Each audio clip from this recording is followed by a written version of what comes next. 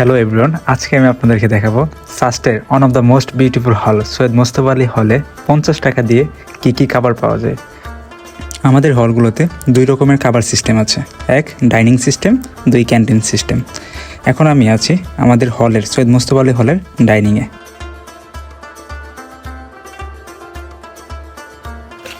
আজকে ডাইনিংয়ে কী খাবার আছে মেনুতে দেখে নিলাম। আমাদের ডাইনিংগুলোতে খাবারের আইটেম তুলনামূলকভাবে খুব কম দেওয়া হয়, খুব বেশি একটা আইটেম রাখা হয় না। আজকে ডাইনিংয়ে চিকেন ভাত 40 টাকা, মুড়িঘণ্ট 30 টাকা, আর রুই মাছ ছিল, রুই মাছের সাথে ভাত, ওইটা হচ্ছে 45 টাকা। আমাদের ডাইনিংগুলোতে ভাত হচ্ছে আনলিমিটেড, যত ইচ্ছা ভাত নেওয়া যায়। ঢেঁড়স ভাজিও আছে, ঢেঁড়স ভাজি 10 টাকা।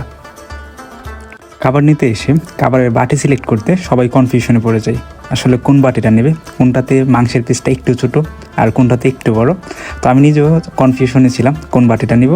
আমি রুই মাছ নিলাম, আর রুই মাছের সাথে ভাত ছিল আনলিমিটেড। হল কিংবা ক্যান্টিনে খাবার নেওয়ার আগে টাকাটা আগে পরিশোধ করতে হয়, বিকাশ কিংবা নগদে টাকা পরিশোধ করে খাবার নিতে হয়। আমাদের হলের ডাল ঐতিহাসিক ডাল, একবার খাওয়ার পর আপনার সারা জীবন মনে থাকবে।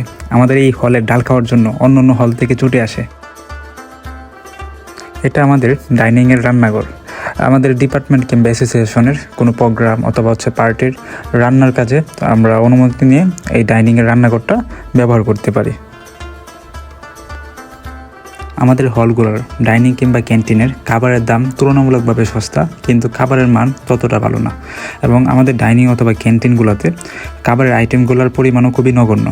ডাইনিং এবং ক্যান্টিনগুলোতে খাবারের মান এবং আইটেম বাড়ানো উচিত।